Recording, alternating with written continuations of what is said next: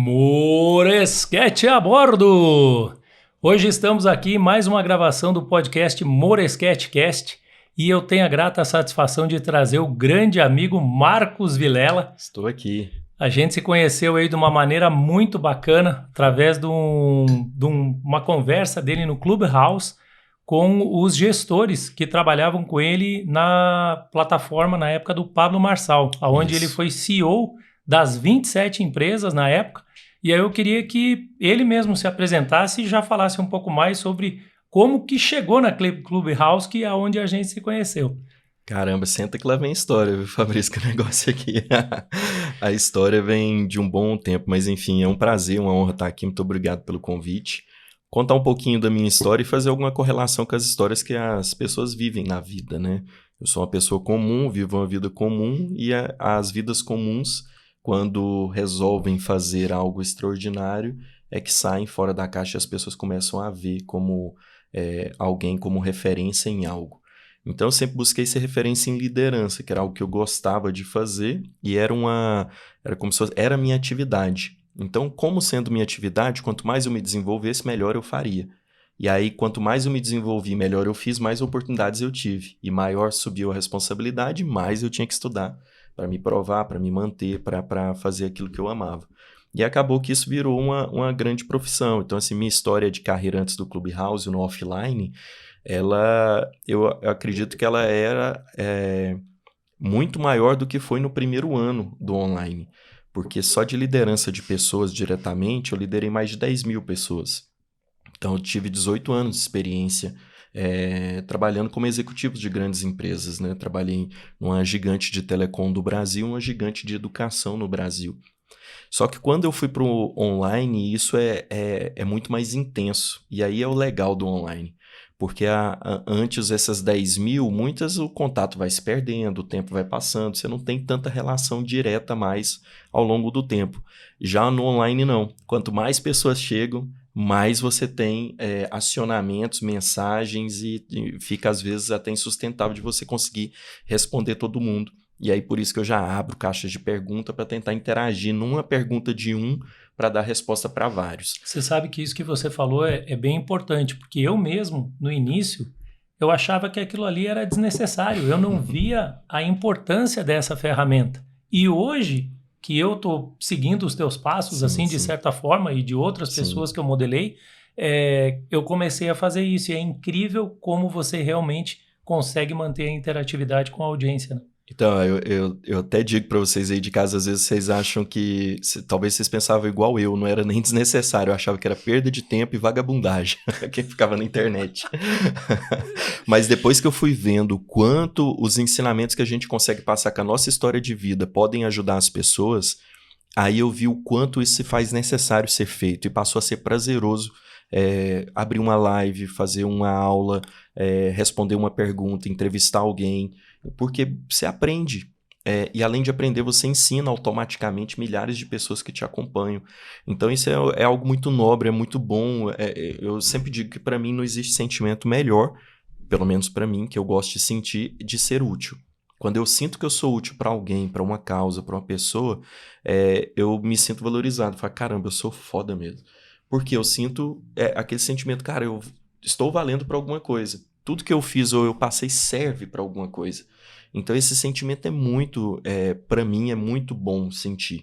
Eu acho interessante que aquele dia no Clubhouse, eu já não era o tipo de pessoa que olhava, ou pelo menos não olhava, né? No caso do Clubhouse, você acaba não olhando, só ouve, né? Sim. Mas eu não entrava muito no Clubhouse porque eu vi que começou a virar uns bate-papos assim que eu não via muito sentido, não estava realmente agregando. E eu já estava na fase de buscar conteúdo de qualidade, não conteúdo de simplesmente passar o tempo. E aí me chamou a atenção justamente porque foi falado sobre isso, né? Do resultado que você tinha e o resultado que você tinha educando pessoas na empresa que você trabalhava antes. E até esse teu chamado para vir para esse grupo na época... assustou muita gente. O pessoal falou, cara, como é que você largou algo que você estava ali no ápice para você começar um negócio novo? E eu acho que isso que é o que mais nos desafia, né? E eu achei bacana a quantidade de pessoas que se conectou e falou, eu tô vivendo isso, eu tô vivendo isso. Então, é importante realmente levar a mensagem através da internet. Com certeza, assim, você tocou num ponto-chave, Fabrício, da minha história ali e da história de muitos brasileiros. Esse momento do Clubhouse, ele veio numa etapa que a gente já estava quase um ano enclausurado em casa, sem poder sair, naqueles lockdowns que existiram, e as pessoas estavam muito carentes de contato pessoal. E aí entra uma rede social que unia famosos com pessoas anônimas. E anônimos inteligentíssimos que tinham muito conteúdo e famosos que a gente começou a ver a vida real deles expressa ali em opinião e etc. E colocando a cara para bater. Porque também um famoso ele não precisa entrar ali. Ele pode ficar só mantendo a imagem. Agora, quem entrou teve que contar o que acreditava, falar, debater, discutir, defender. E isso gera um atrito, gera uma exposição. E por mais que pareça que você pode ter um script, né? Isso. Tipo, não, no Clubhouse é fácil, você tem um script. Não, porque as pessoas vão perguntando e as perguntas são complexas.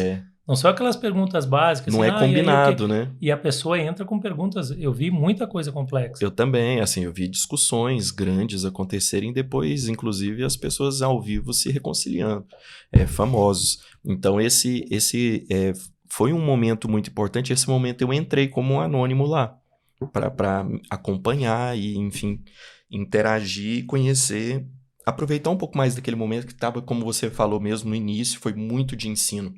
As pessoas estavam ali realmente para entregar muito de como estava a vida, como estavam superando aqueles momentos, o marketing digital apareceu muito forte naquele momento, porque muitas empresas passaram a desaparecer no offline, por conta da pandemia, e aí na volta, a digitalização ela veio muito forte. E aí as pessoas que conheciam esse mercado, ou já viviam um bom tempo nesse mercado, começaram a falar e as pessoas queriam ouvir.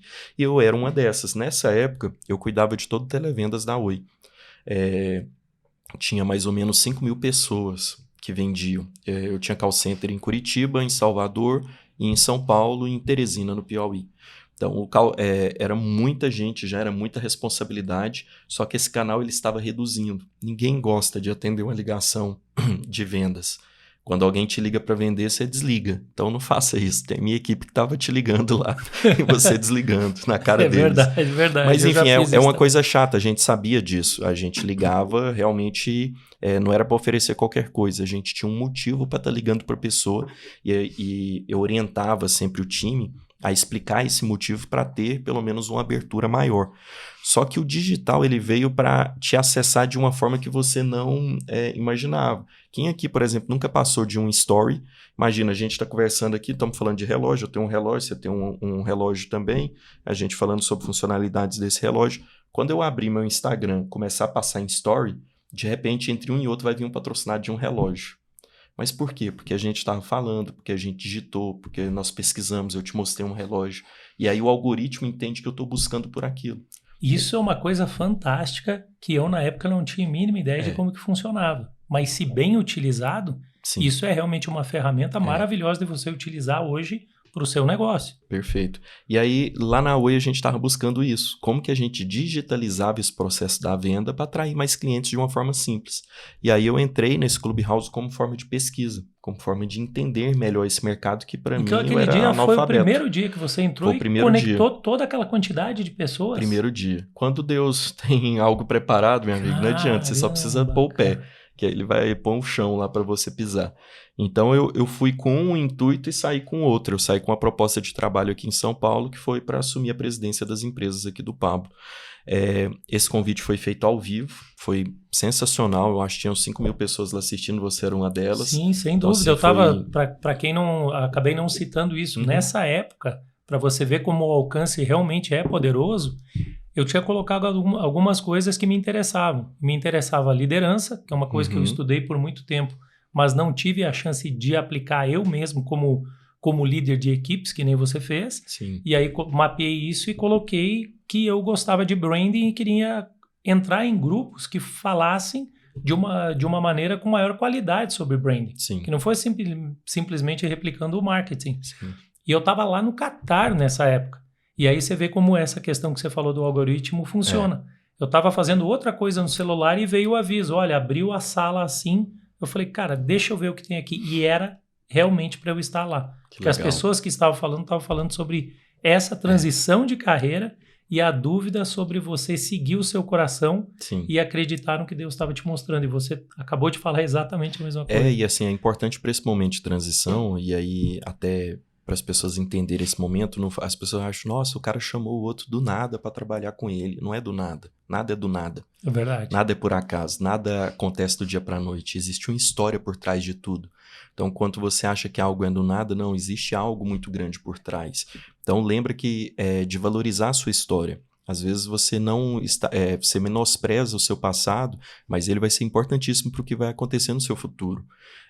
A gente estava falando aqui sobre as tâmaras, né, que você me presenteou. Poxa, verdade. Que é uma história boa nem que lembrava disso. Eu gosto de contar essa história das tâmaras. Inclusive, o cara trouxe tâmaras do Catar para mim. Tenha esse tipo de amigos que faz isso por vocês. Mas me remete a uma história que é o seguinte: a tamareira, como você bem conhece, ela é uma árvore que ela só vai dar seus primeiros frutos por volta de 85, 90 anos de idade. Ou seja, normalmente quem planta uma tâmara, ele não colhe daquela árvore o fruto.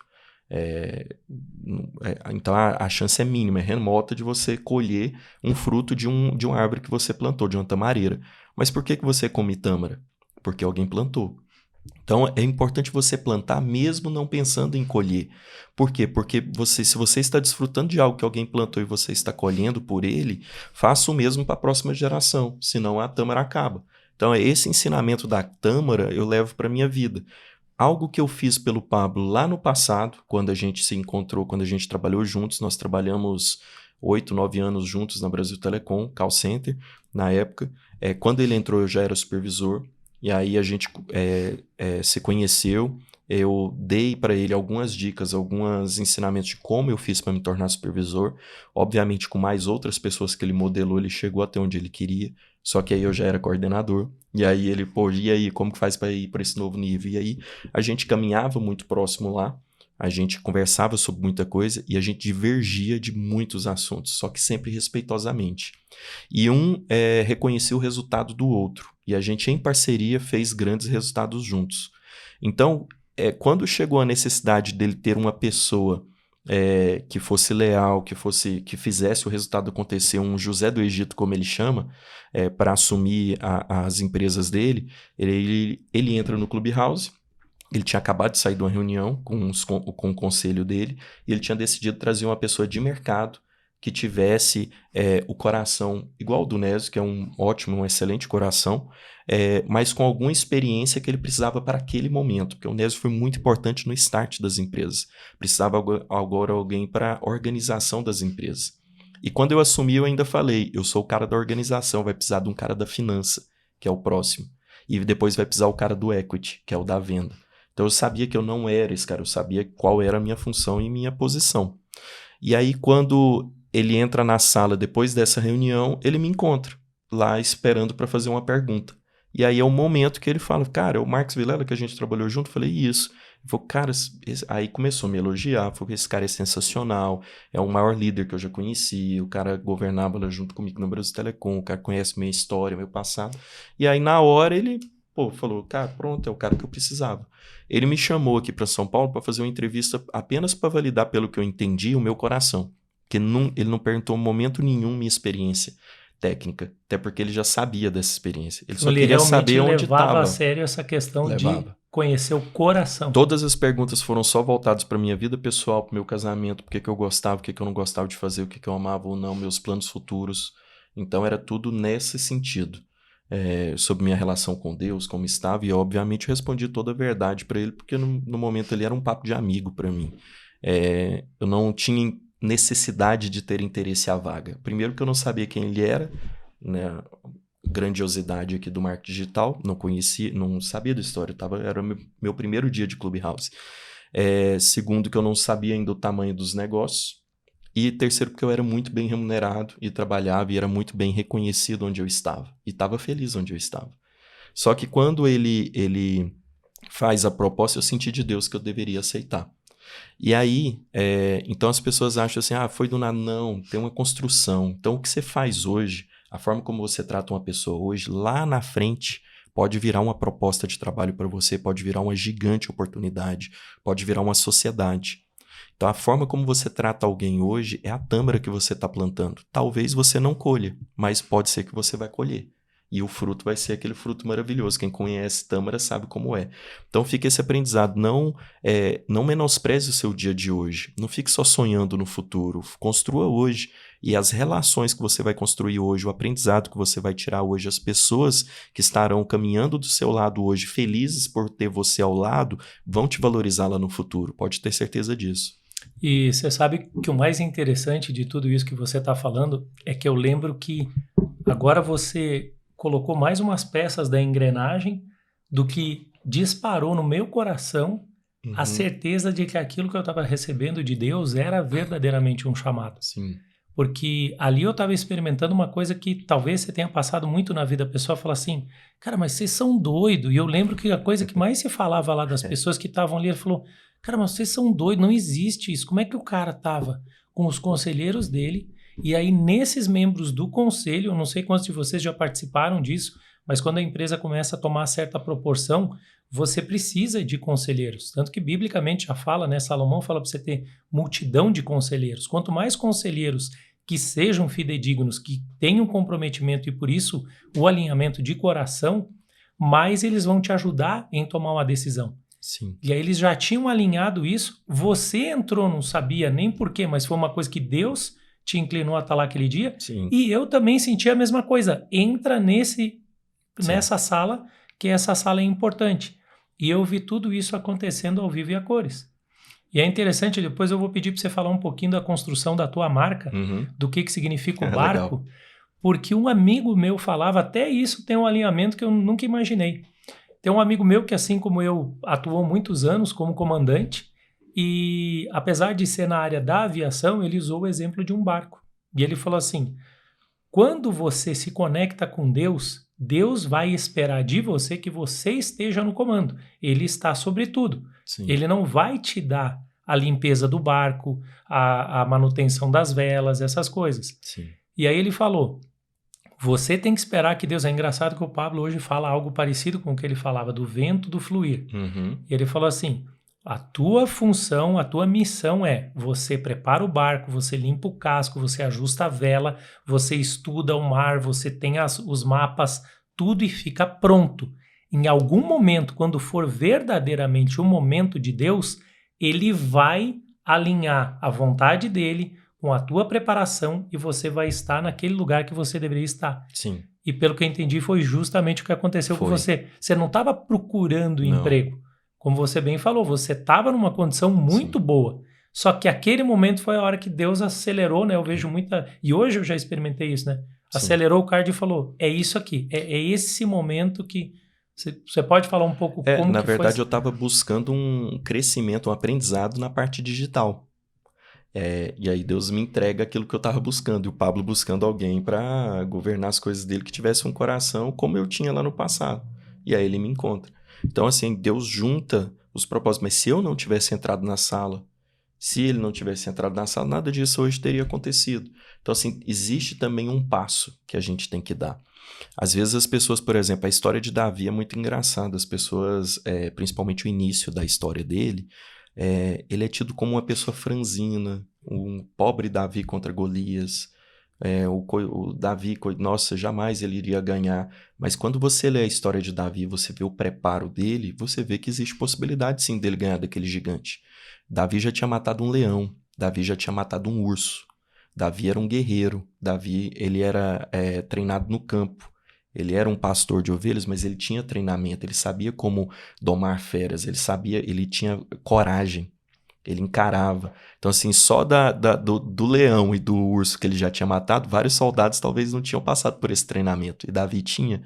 Então, para ele, o gigante era mais uma besta, mais um bicho normal que ele iria para as ovelhas, estava vindo contra as ovelhas dele, e o papel dele de pastor era simplesmente eliminar, assim como ele fez com o leão, assim como ele fez com o urso.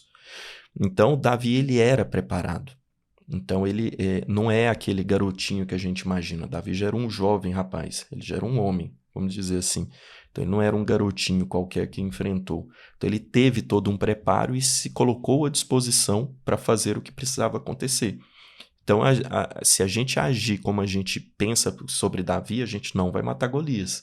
Se você não tiver preparo, não tiver coragem, não matar o leão, o urso, não se preparar para o momento certo, quando chegar o Golias, você não vai conseguir ter essa bela história na sua vida. Então, o preparo ele é importante. Então, por que eu consegui, inclusive, ter sucesso nesse período que eu fiquei na presidência do grupo, ter sucesso no podcast que eu faço, nas lives que eu faço, nas palestras que eu dou? Porque tem uma história por trás de preparo. Se eu não tivesse essa história por trás, as pessoas iam assistir a primeira e a segunda, que seria sempre uma recorrência, todo mundo ia falar, poxa, esse cara fala sempre do mesmo assunto. Poxa, esse cara fala, mas da boca para fora, eu quero ver ele viver. Aí eu chamo todo mundo, sempre o que eu falo, cara, eu vivi. Principalmente quando eu conto história de derrotas, que é o que eu mais gosto de contar, porque as pessoas aprendem e vê que todo mundo passa por isso, todo mundo passa por dificuldade. Você sabe que isso é bem interessante, né? Porque a Brené Brown fala muito sobre vulnerabilidade, e você falar sobre as condições que você... A maioria das pessoas querem contar só as vitórias. E o problema é justamente você conectar com a pessoa que está vivendo derrotas. E ela fala, quando você vai tentar algo pela primeira vez, eu sei que pelo pressuposto da PNL, coaching e tal, você não deve falar tentar. Mas até isso é uma coisa que a pessoa demora um tempo até ela falar assim, quem tenta não consegue. No início ela vai falar, é tentativa e erro, né? Vou tentar fazer um café, vou tentar tal. Aí ela entende que ela precisa realmente pegar um processo, um procedimento, quanto de café, quanto de água. Tem que ter um mínimo de conhecimento para você processualizar e fazer acontecer. Sim. E isso que você está falando realmente quando você vai fazer algo novo, não é assim, beleza, eu aprendi na teoria e vou colocar. Tinha um comandante que voou comigo uma vez e eu gravei isso, hoje eu ensino para as pessoas da mesma forma. Ele falava assim, beleza, agora você está liberado para voar, entenda que na prática a teoria é outra. Sim. E eu imagino que você na liderança deve ter encontrado muito isso, né? Até queria que você falasse um pouco, já que você falou das derrotas, que você intencionalmente foi indo para áreas que você não queria ir. Não era uma área tipo, eu gostaria de ir para cá, finalmente abriu a vaga. Você sempre foi para vagas intencionalmente para aprender, né? Eu não lembro a sequência, mas foi sempre, eu quero aprender sobre isso, eu preciso saber sobre... assim, até só para dar a última pincelada nesse ponto da passar, eu sempre falo o seguinte, as pessoas às vezes te veem numa estrada duplicada num carro importado voando. Todo mundo olha e fala, uau, eu queria isso. E aí se eu ficar só falando do meu carro, da estrada e mostrando isso, nada te agrega, porque eu só vou te gerar desejo e frustração, porque eu não estou te ensinando o caminho para estar, só estou te contando que é bonito estar lá e lindo. Agora, quando eu conto minha história andando a pé na estrada de chão, o que eu pensava, o que eu fiz, onde eu errei, onde eu acertei, para me chegar nessa condição, isso sim vai ser bom para você. Então, é essas histórias que você tem que contar. Quando a pessoa está contando muita história boa, fala, cara, mas me conta qual a dificuldade, o que você passou, qual foi o momento difícil, quando você pensou. A pessoa tem que te contar essas coisas, porque é isso que vai te engrandecer. Senão, na conversa, você só sai deslumbrado com a pessoa e sem nenhum plano de ação prático para você executar. E por incrível que pareça, não gera conexão, né? Não gera. Porque a pessoa entende que você... Nossa, esse cara é um cara de Até outro gera, mundo, mas gera né? uma conexão de ídolo, que é ruim. Porque quando você coloca a pessoa no pedestal de ídolo, você acha que você nunca pode passar essa pessoa. Sendo que nós podemos passar todas as pessoas. Totalmente. Porque nós somos filhos feitos por imagem e semelhança de Deus e todos com um propósito. Então você tem a condição de fazer o que você quiser fazer. Ninguém é melhor do que ninguém. Todos nós somos filhos. E no papel de filhos nós temos acesso igual à herança dele. A herança é dividida igual. Não existe uma herança maior para um filho e menor para o outro. Então a gente tem a mesma parte na herança. E assim, a minha história, e voltando lá na sua pergunta, ela começou no início, quando eu entrei no call center. Primeiro, era o meu sonho trabalhar lá, porque era poucas horas, era muito bem remunerado, trabalhava no ar-condicionado, era um trabalho relativamente simples, num lugar que toda a cidade queria trabalhar. Isso porque que eu ia falar, era o maior empregador mundo, da cidade, né? era o sonho de todo mundo. Então era assim, era um salário muito bom. Na época eu trabalhava com meu tio, ele comprava carrinho do Paraguai, A gente tirava os adesivos do carrinho, eu, né, tirava os adesivos do carrinho. Depois eu colava uma fita de uma empresa que eu não vou revelar aqui qual é, para falar que ela era o patrocínio do carro, e a gente colocava isso no aditivo. Eu embalava isso no aditivo, encaixotava e a gente mandava para postos de combustíveis que vendia isso no Brasil. Então, assim, tinha toda rede de postos que você vê um aditivo com um carrinho, eu fazia aquilo lá. Fazia aquilo lá também. Então, assim, eu ganhava R$10 por dia do meu tio, mas eu aprendi muito com esse tio. Ele foi um cara que me ensinou muito de vida. E aí a esposa dele que me indicou para fazer a prova, porque lá também não era simples assim. Se todo mundo mandava currículo, tinha uma pilha de currículo, não era tão simples. O fato da pessoa então indicar seu currículo, pelo menos você participaria da prova. Então eu tive acesso a uma pessoa que acreditou no meu potencial e me colocou lá. Ela me indica, eu vou fazer esse teste, e aí o primeiro problema, tinha uma prova de digitação. O ano era 2004, computador era raríssimo, só pessoas muito ricas tinham computador em casa. Estava começando a se popularizar as lan houses, mas era muito pequeno, era muito caro. Eu não tinha dinheiro para aquilo. Só que aí eu tinha curso de datilografia que eu tinha feito, então eu tinha uma noção de computação. Eu fui na casa de um amigo só para ver que as teclas eram iguais, escrevi algumas coisas e falei, agora vai por Deus aqui. Eu sei fazer, mas não sou uma expert no assunto. E aí fui fazer essa prova. Engraçado que lá para entrar como atendente eu fiz prova de digitação, gramática, fiz conhecimentos gerais, fiz uma dinâmica em grupo e depois uma entrevista individual. Tudo isso para entrar como operador de call center na época. E aí quando eu lembro de eu ir indo fazendo essa prova e eu ia orando e falando, meu Deus, se você me colocar nesse lugar, eu vou ser benção aqui dentro, eu vou dar o meu melhor, eu vou fazer tudo. E pensando também, sonhando, planejando. Por fim, cheguei, fiz a prova e passei, fui aprovado. Eu saí muito feliz daquilo. E aí, quando eu fiz depois, dediquei o treinamento, fiz 30 dias de treinamento, passei no treinamento, fui muito bem no treinamento, e quando eu já entro na empresa já olhando para onde eu iria crescer. Então, eu tinha esse olhar. E aí comecei a me desenvolver, a atender, a melhorar cada vez mais o meu atendimento, que era tudo uma novidade, conhecer de sistema, de clientes. E cada dia para mim era um aprendizado, até que chegou um momento que eu vi que tinha muita oportunidade para cargo de liderança.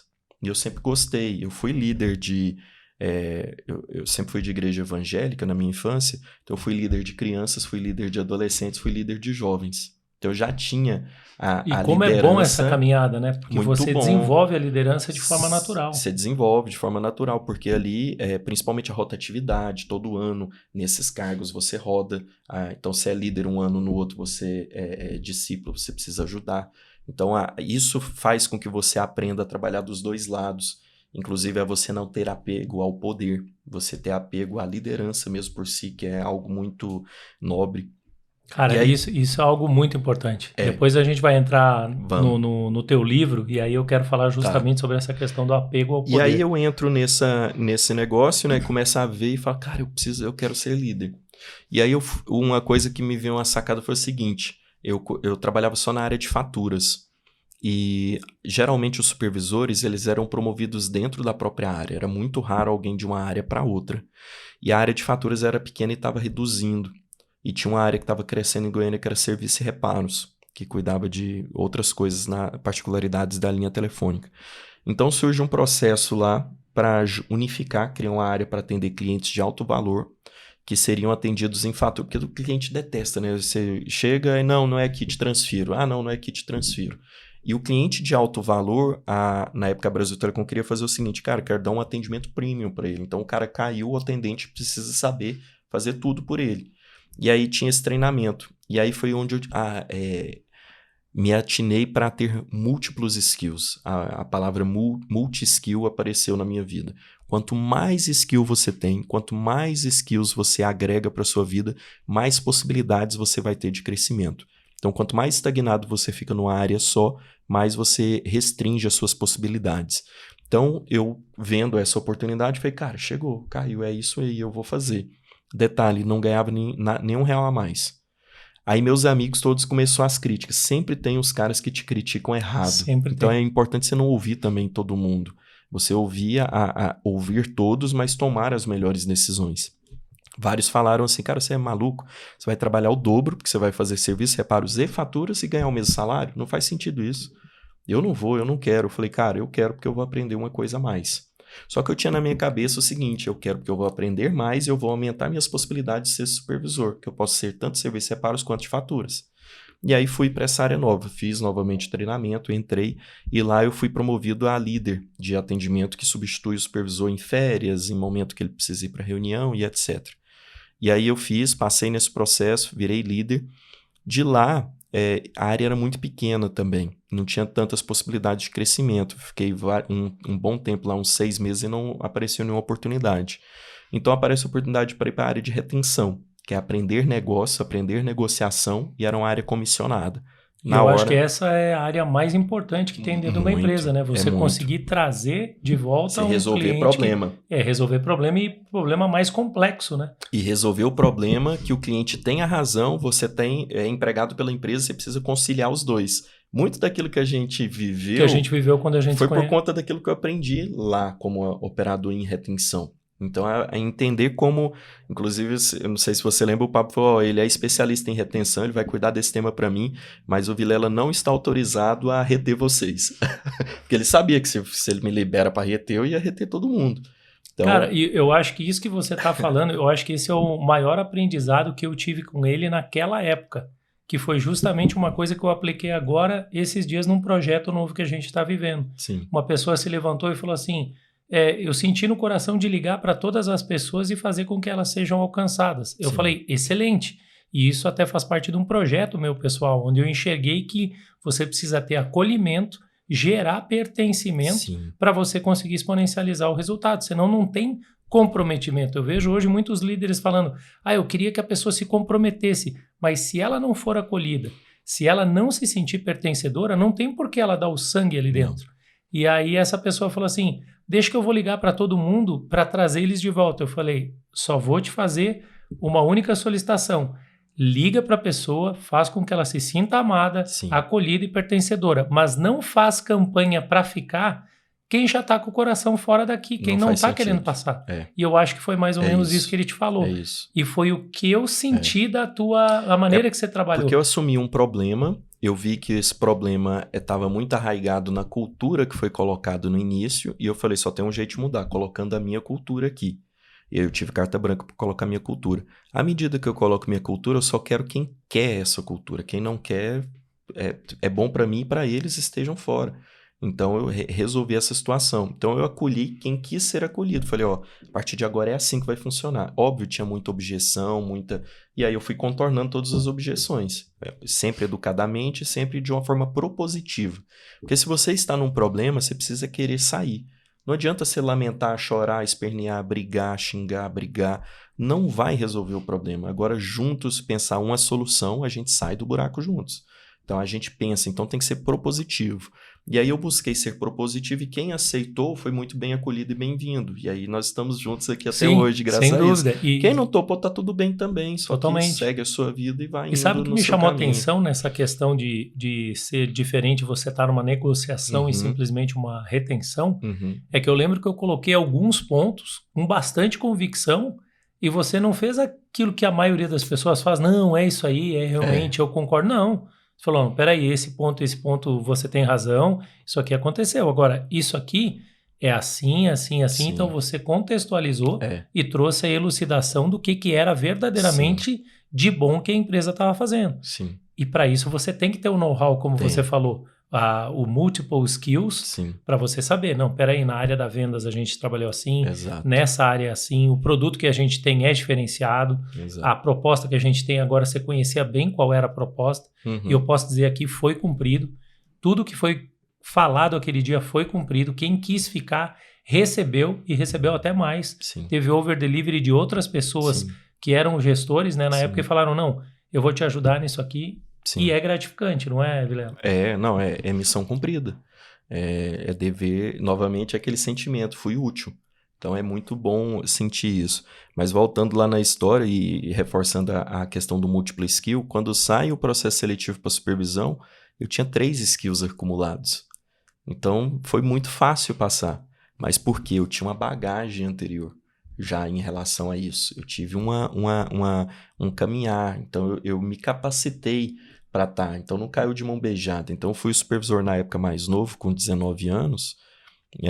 19 anos, quase, 19 anos foi. Depois o Pablo me superou com 18, que ele entrou em 6 meses, ele se tornou supervisor. Mas eu fui o mais novo daquela época e a média de idade do supervisor era 27, 28 anos.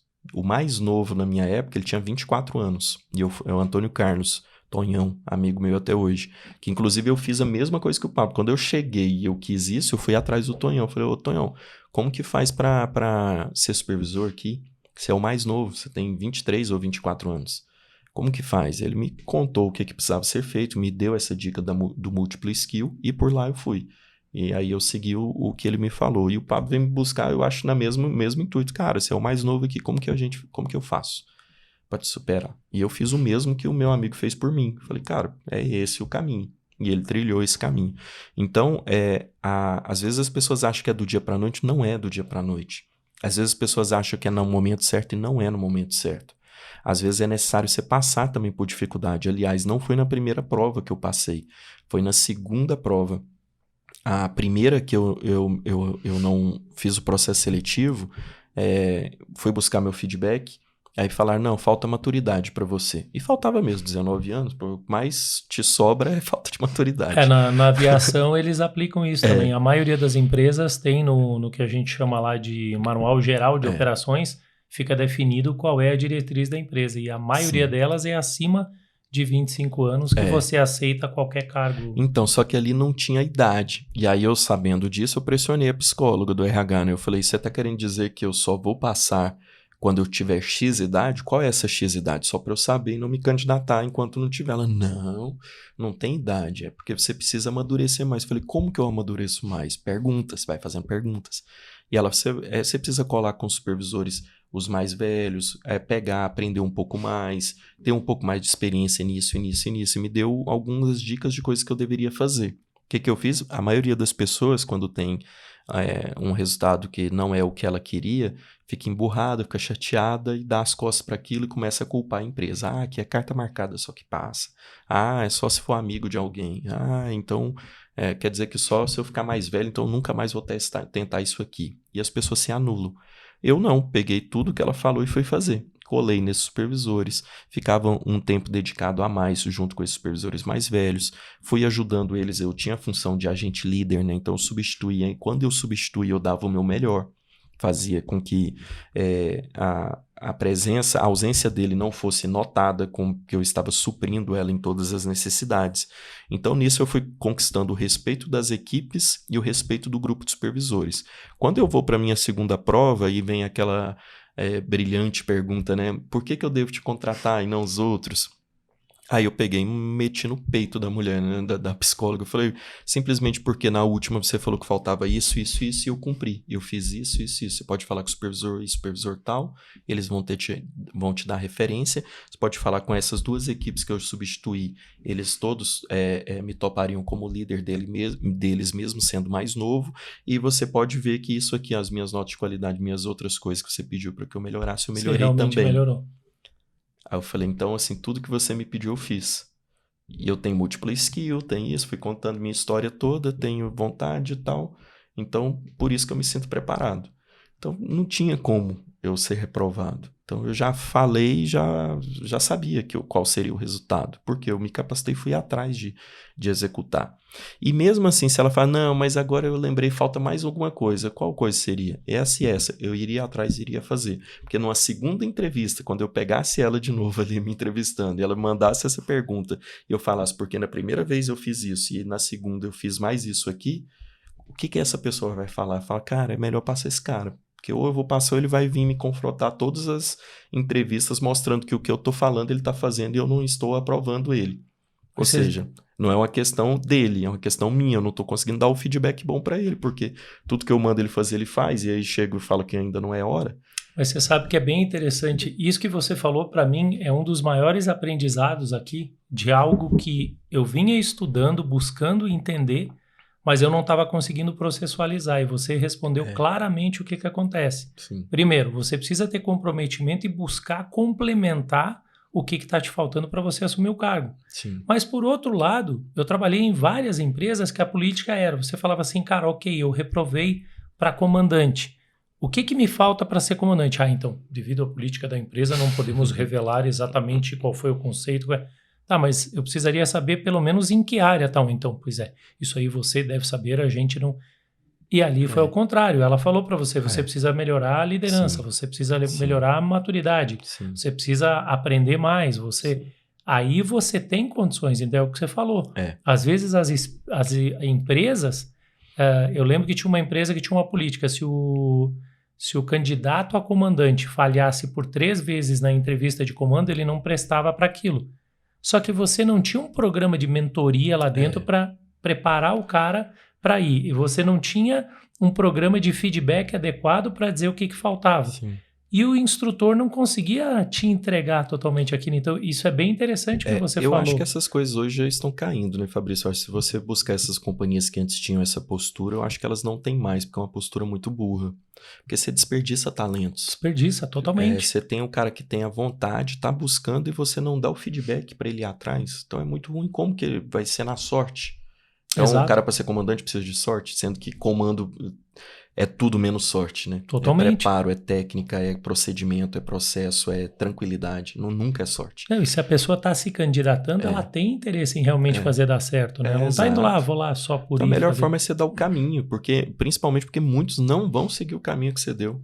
Agora, os que seguiram o caminho que você deu, cara, o cara está demonstrando que realmente ele quer. E ele está se capacitando naquilo que você precisa. Então, a empresa que não dá feedback, cara, é a empresa fadada ao fracasso. É a empresa que não vai crescer, é a empresa que não vai ter, não tem futuro. A empresa que dá feedback, ela dá a possibilidade da pessoa melhorar. O feedback, ele é mudança de direção. Você está numa direção errada e eu te dou um feedback para te conduzir para uma direção certa, mas fica na sua mão a escolha. Então, se você não dá essa possibilidade de escolha, você nunca vai ter pessoas que crescem no seu negócio. Por isso que eu falo sempre, o feedback ela é a ferramenta fundamental para mudança de postura, mudança de resultado, para mudança de direção. Então, você tem que dar. É obrigação do líder dar feedback para o time. O time não tem que adivinhar o que precisa ser feito. O líder precisa conduzir ao que precisa ser feito. O time só tem que executar. Então, é função principal, primordial de um líder dar feedback. É muito importante isso. E assim foi através de feedback que eu fui fazendo e crescendo a minha carreira lá dentro.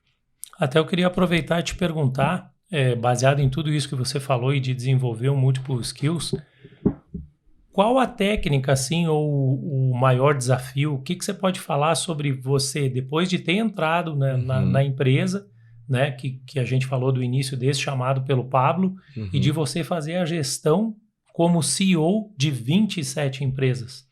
Como você faz isso? O que é o principal que você precisa ter para conseguir... Eu vou jogar a analogia para você que você vai entender bem a resposta dessa pergunta e aí as pessoas jogam para analogia do que elas fazem que elas vão entender. É mais difícil voar um Boeing ou aquele primeiro aviãozinho que você testou? Dificuldade não é a mesma? Exatamente. Aquele primeiro era um monstro para você. Apesar de ser um aviãozinho pequeno, mas você não entendia nada. Então você teve que ir olhar, se desenvolver e tal, ler, estudar, voar, aquele frio na barriga. Falei, nossa, meu Deus, hoje é o dia. E vai alguém do lado ali te acompanhando, você voa, aquelas, uau, superei, voei. E aí você vai subindo os próximos aviões, é só você ir colocando mais técnica, ou ouvindo um plano de voo, executando certinho, não tem. Se eu te der um disco voador, você vai voar, se eu te der o processo. Então, isso é verdade. Quando você traz a analogia para uma área que você domina, fica muito mais fácil de você entender, porque realmente o meu voo mais difícil foi os primeiros voos, onde eu saí ali dentro do mesmo estado para cidades que estavam a 100 quilômetros de distância. Aí eu voei o mundo inteiro, mais de 100 países, aí vai ficando só que eu não tinha automático. dificuldade nenhuma mais. Claro, tem algum desafio, mas claro. não que... Não que seja aquele tão assim, é impossível. Não, agora você já vê que é possível. É só uma questão de já ter um processo. Exato. Então, quando você vai liderar uma pessoa ou 10 mil, como eu liderei, um grupo que era a minha primeira equipe de 25 pessoas ou 25 empresas, é a mesma coisa. Não muda. Quem teve um preparo e fez bem essa primeira, depois foi para 200 pessoas, como eu fui quando eu fui coordenador, depois tive uma coordenação de 400, depois fui para uma gerência de 1.000 pessoas, depois no Televendas, como eu falei, eram 5.000 pessoas, eram indiretos, mas eram pessoas que estavam ali sob a minha gestão e o meu resultado dependia exclusivamente daquelas pessoas. É só número. A gestão é a mesma coisa. As ferramentas que você usa são as mesmas. A forma, se você teve sucesso no pouco, aí entra a parábola dos talentos, né? Se você é fiel no pouco, você vai ser no muito. Se você não é no pouco, não adianta. Você pode dar a função que for, o cara não vai executar.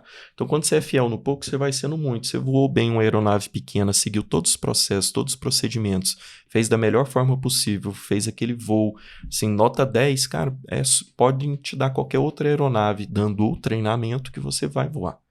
Então, em qualquer área da vida vai ser isso, só que assim, passe pelos processos, começa pequeno. Eu falei esses dias sobre o rio Amazonas, né? Ele começa pequeno e depois vira o maior rio de afluente de águas do mundo. Mas por quê? No início, ele só começa, vai se juntando com outras nascentes, vai desviando pelos caminhos, vai indo pelo melhor caminho possível para ele ganhar mais agilidade, mais força e ir crescendo, vai se juntando com outros rios, que é o network, vai se juntando com pessoas que querem ir para a mesma direção que ele, e juntos eles viram aquele maior rio do mundo lá na foz. Então, mas ele começa numa nascente que você pega na mão, e lá na foz ninguém segura. Então é a mesma coisa, no começo da sua carreira, daquilo que você for fazer, só faça o seu melhor. Só faça, inicie, comece, vá desviando os caminhos, vai aprendendo qual é a melhor forma, vai sendo mais eficiente, vai se juntando a pessoas que querem o mesmo que você, que aí vocês vão muito mais longe. Então, não tive dificuldade nenhuma com 25 empresas. Tá? Eu gosto de explicar essa história porque as pessoas acham que às vezes é muito egocêntrico o cara falar isso, ou prepotente, né? Nossa, tal, mas não é, por conta dessa história. As coisas vão ficando no automático. O que a gente às vezes acha que é muito impossível pode ser normal para alguém que já teve uma história por trás, que já fez. Então, por exemplo, até para analogia, às vezes a pessoa não é aviador, não é gestor, não é nada. Deixa eu te contar uma analogia que eu acho que talvez você vai entender bem. A do carro, quando você foi dirigir e tirar sua carteira. Grande maioria aqui deve ser habilitado. Lembra do frio na barriga? Lembra que você não olhava para cima, olhava para baixo para passar a marcha, você tinha que olhar para o câmbio para ver qual que você estava engatando? Não fazia as duas coisas não fazia. ao mesmo tempo. Não lembra? Hoje você não faz... Olhava aqui já... hoje você faz dirigindo e mexendo no celular, né? Que inclusive é proibido. Sim, é verdade. Então, mas você faz, porque é normal, né? Vira o natural. Então, as coisas na vida, à medida que você vai fazendo várias vezes e aumentando o grau de dificuldade, mas se preparando para enfrentar esse grau de dificuldade, elas vão entrando na naturalidade. Então, comandar 25 empresas como comandar uma, para mim, é a mesma coisa. É a mesma... Tudo é com uma, eu vou ter mais autonomia, digamos, eu vou estar mais próximo do operacional. Com 25 é impossível. Eu preciso de pessoas treinadas e habilitadas para estarem comandando esses negócios. Então, nunca vai ser eu sozinho. E eu aprendi isso quando eu fui para a coordenação. Quando eu era supervisor da minha equipe, eu falava com todos diretamente. Meu feedback era com cada um. Quando eu virei coordenador, eu não conseguia mais falar com 200 operadores. Depois viraram 400. Não dava mais. E aí? Aí eu vi que eu precisava confiar no grupo de supervisores. Se eu não desenvolvesse bons supervisores, minha voz não chegaria até lá embaixo. E aí quando eu começo a desenvolver bons grupos de supervisores, e onde eu passei eu sempre tive supervisores que foram excepcionais, e alguns por já ser mesmo, outros porque a gente foi desenvolvendo ao longo do caminho essa habilidade. Mas depois que eu tive uma boa equipe de supervisor, eu via que a minha equipe era como se eu estivesse falando com os caras. Inclusive, quando eu ia conversar com eles, eu via que meu direcionamento estava sendo passado exatamente como eu passei. Então, assim, a comunicação estava fluida. E aí, quando eu me torno gerente de call center, eu tenho também a equipe de coordenadores, a equipe de supervisores bem alinhada. Aí eu fui vendo que não importa o tamanho, o que importa é a comunicação. O que importa é a ligação que você faz através das lideranças. Uma liderança errada põe tudo a perder, mas as lideranças certas, alinhadas, você pode ter o tamanho que for de negócio que você vai conseguir tocar. E essa é a maior dor dos empresários hoje, é não conseguir colocar gente no lugar, pessoas, líderes no lugar que tenham a mesma mentalidade que ele, que tenham a mesma visão de dono que ele. E é isso que eu busco ensinar também, como fazer. E aí, ao que você atribui isso? Você acredita que essa unidade de linguagem você consegue através de princípios e valores, ou você alinhar princípios, valores e a comunicação do que realmente é o que você acredita, o como você gostaria que fosse feito? Como que você alinha isso quando você começa um processo desse? Eu vou simplificar assim, princípio, valor e propósito em objetivo, que fica mais fácil das pessoas tangibilizarem, senão fica algo muito grande. É verdade. Objetivo. Se todo mundo tem o mesmo objetivo, vai junto. Se tem alguém que não tem o mesmo objetivo que você, não funciona. Então, assim, se todo mundo... Vamos voltar para a analogia lá do barco. Todo mundo está querendo remar para frente, o barco vai mais rápido. Se tem um que não quer remar, a velocidade é menor. Se tem um que rema para trás, que fala, não para lá, eu não quero ir, eu quero voltar, perde ainda mais estabilidade nesse barco. Não, e tem cara que não tá nem num nem no outro, né? Eu vejo um meme muito bacana na internet que eu acho bacana, dos dois com o braço cruzado e o buraco lá na frente com os caras se quebrando e jogando água fora do barco. E os dois de braço cruzado falando assim, ainda bem que o furo não tá do nosso lado. Mas sempre que estão no mesmo barco. Então, assim, é incrível esse negócio porque as pessoas acham, elas não entendem isso. Se não tiver objetivo em comum, as coisas não vão. Então, todo mundo que você contrata, ele tem que ter o mesmo objetivo que você. Se o objetivo da sua empresa é crescer, você tem que contratar pessoas que querem crescer. Se o seu objetivo é se tornar a melhor empresa em qualidade, reconhecida pelo cliente, você tem que contratar pessoas que gostam do relacionamento com o cliente, que são pessoas de bom relacionamento. Não dá para você contratar uma pessoa difícil para uma vaga. Aquelas pessoas que não têm um sorriso no rosto. Ela vai contra o seu objetivo para o seu negócio. Então, você tem que trazer as pessoas do mesmo objetivo. Aí, o objetivo ele vai envolver o propósito, né, que é para onde ir, vai envolver os princípios e valores das pessoas, que tem que estar alinhados com o seu também, da sua empresa, e aí vai ficar mais simples. Agora, quando você contrata errado, aí a chance de dar certo é muito remota. É muito difícil, você vai ter que investir muito em treinamento e mesmo assim, às vezes, não dá certo. Às vezes não recupera Agora, mais. uma contratação bem feita, ela é fundamental, principalmente liderança, para os negócios alavancarem.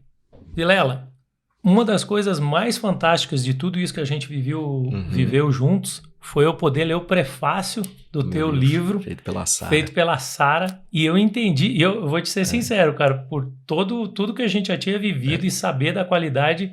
O que mais despertou para mim foi quando as pessoas começaram a falar, cara, o prefácio da Sara faz toda a diferença. E eu vejo a importância de uma mulher que está caminhando junto e que realmente não só torce, mas atua ativamente para que se tenha o resultado. E só no prefácio, eu li o livro, mas no prefácio ela já deixa muito claro o que é cada algema, você passar pela algema de ferro, pela algema de prata e principalmente a algema de ouro. Sim. Eu acho que é interessante que nós dois, até isso é uma coisa que alinhou, porque nós passamos as 13. E quando você chega na algema de ouro, ela realmente é a mais confortável, eu acho que é a mais forte, e além disso tem o glamour, né? Tem. Da algema de ouro, tipo assim, dá gosto de você usar. Não, mas espera aí, essa aqui, né, cara? A de ferro até mais... Não que seja fácil, né? A de prata, você tá ali, mas a de ouro você olha ali e você acha bonito, Todo né? mundo sonha ter, É uma algema, mas é legal. Acho que o povo não tá entendendo, o pessoal não deve estar entendendo a analogia aqui. Eu tô deixando para você contar cada uma, porque aí é melhor, né? Porque senão eu vou falar o que eu entendi. É melhor você fazer a construção do que te levou a cada passo de cada algema.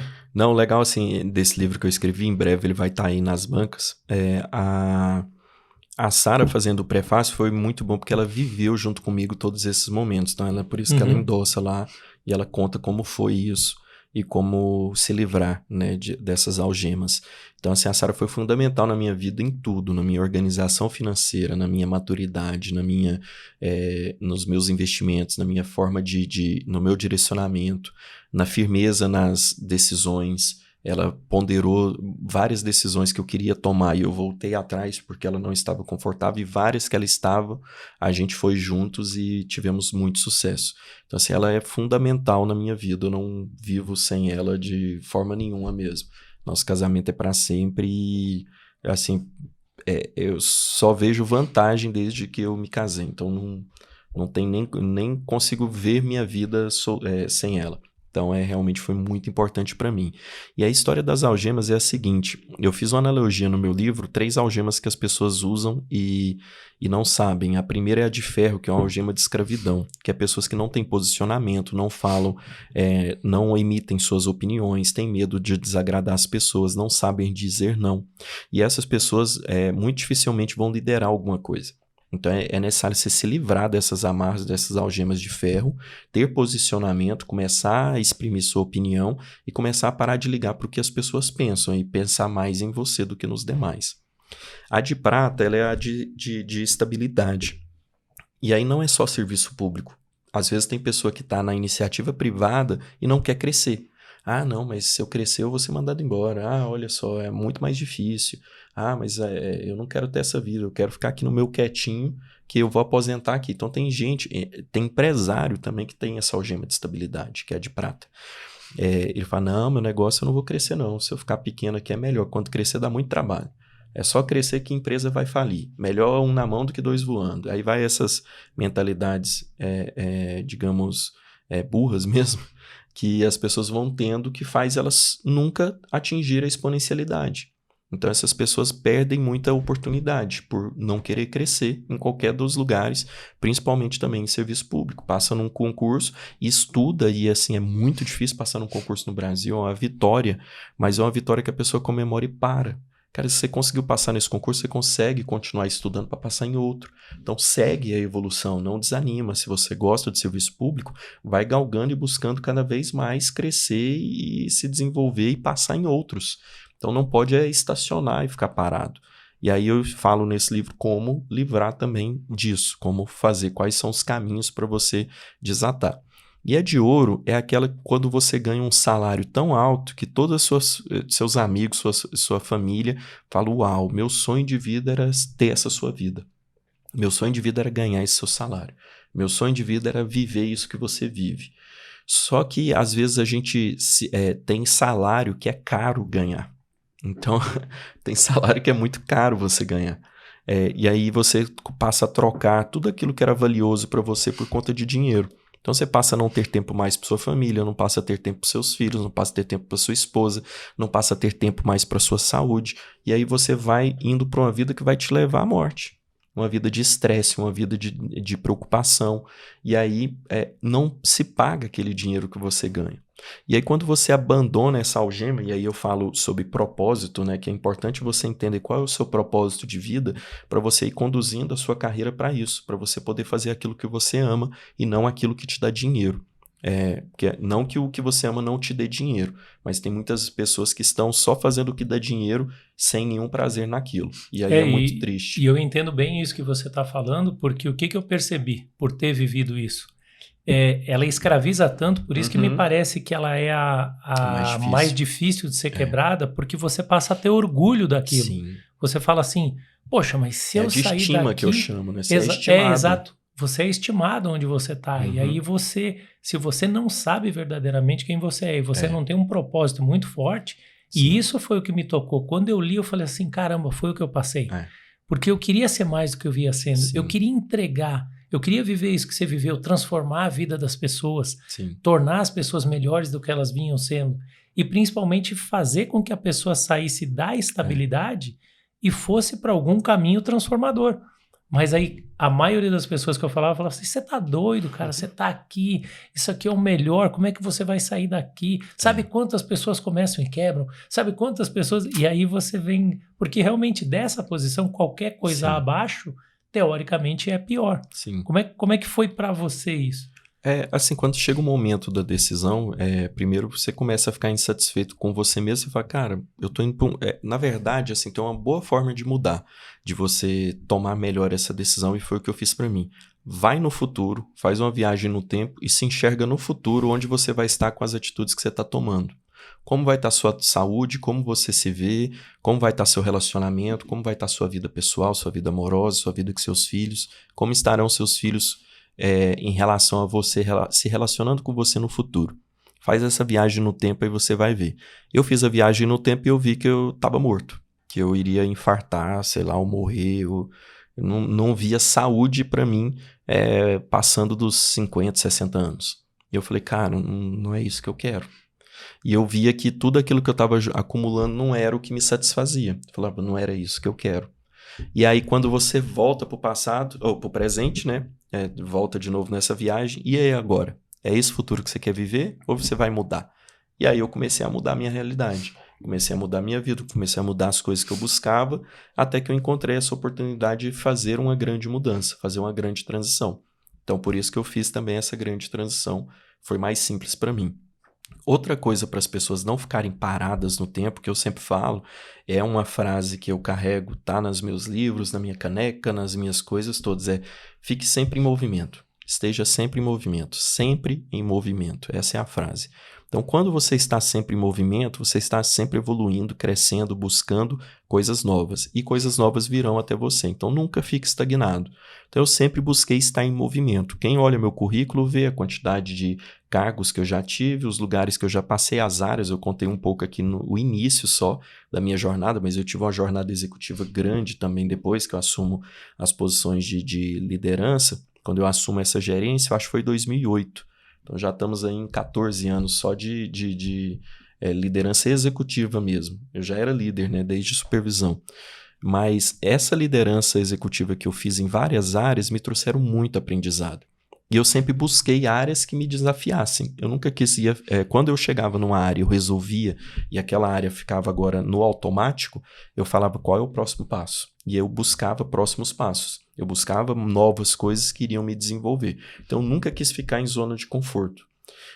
Então, as pessoas às vezes até assustam e falam, cara, mas você estava tão bem lá como CEO das empresas do Pablo, por que você saiu? Por isso, porque eu já estava entrando em zona de conforto. E tinha coisas mais importantes para eu fazer também fora.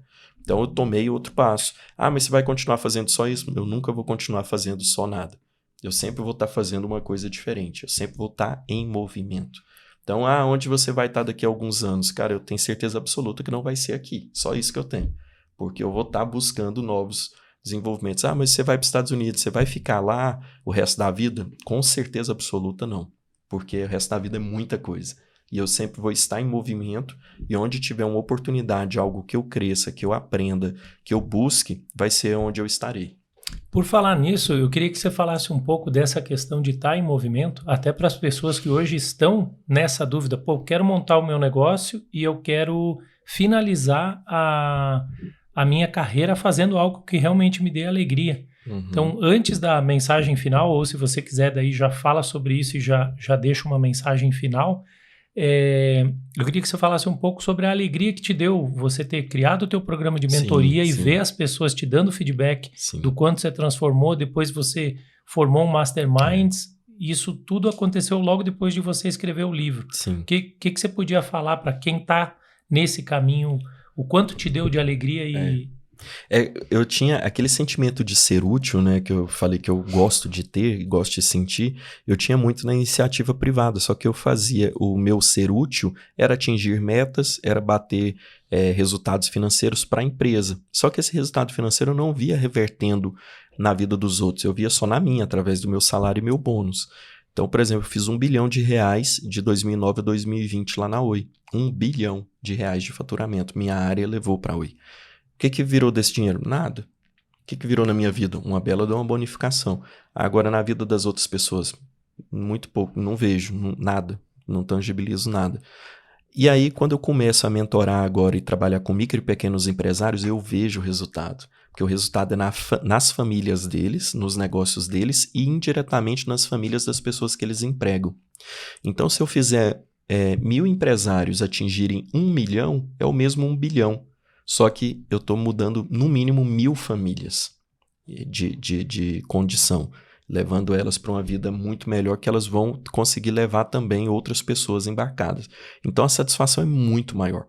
Então por isso que eu não paro minha mentoria, e aí da mentoria eu fui vendo empresários que queriam caminhar comigo, eu criei um mastermind, e a gente troca ideias, tem encontros aí quase que semanais, encontros presenciais também, e aí a ideia é fazer negócios em conjunto. Porque em conjunto a gente vai muito mais longe.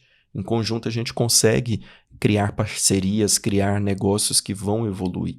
Então a pessoa passa pela minha mentoria, o segundo passo é vir para o Mastermind para seguir acompanhando, para a gente seguir junto. E aí o objetivo final é sempre desenvolver o negócio da pessoa.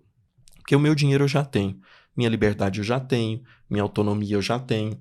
Então eu não preciso mais que isso. Agora, o meu sentimento é quando eu conquisto isso para os outros. E aí sim eu fico muito satisfeito, eu vejo, e é uma possibilidade grande no futuro, porque um pequeno empresário hoje que eu estruturo um negócio e o negócio dele explode, com certeza ele vai precisar de alguém mais na frente para ter uma sociedade com ele, para dividir esse lucro, e ele vai lembrar de quem ajudou ele no início. Então eu quero ser essa pessoa que o ajudou no início. Então é para isso que eu prezo, e é isso que eu acho que eu queria deixar é isso que eu quero deixar de recado final aí para vocês. Sejam essa pessoa do início da vida dos outros. Seja essa pessoa que inspira, essa pessoa que ensina, essa pessoa que dá apoio. Pega o seu melhor e emprega na vida de alguém. Pode ter certeza que vai ser uma semente lançada que vai dar um fruto muito precioso no futuro. Tanto para você, tanto para gerações, quanto também para a vida dessas famílias que você está semeando. Então semeie, seja um intenso semeador. Você vai ver o quanto vai ser farta essa colheita e o quanto vai ser infinita essa colheita quando você faz todos os dias um plantio, uma semeadura. Esse é o recado que eu queria deixar aí para todos vocês. Vilela, gratidão. Foi verdadeiramente Valeu. Um prazer tê-lo a Obrigado. bordo. E façam exatamente isso que foi falado. Coloque em prática, acredite em você. Eu tenho certeza que você também vai exponencializar os teus resultados, mas principalmente transformar a vida de outras famílias. Esse foi mais um Morescatcast e até o próximo voo. Valeu, pessoal. Até mais. Valeu.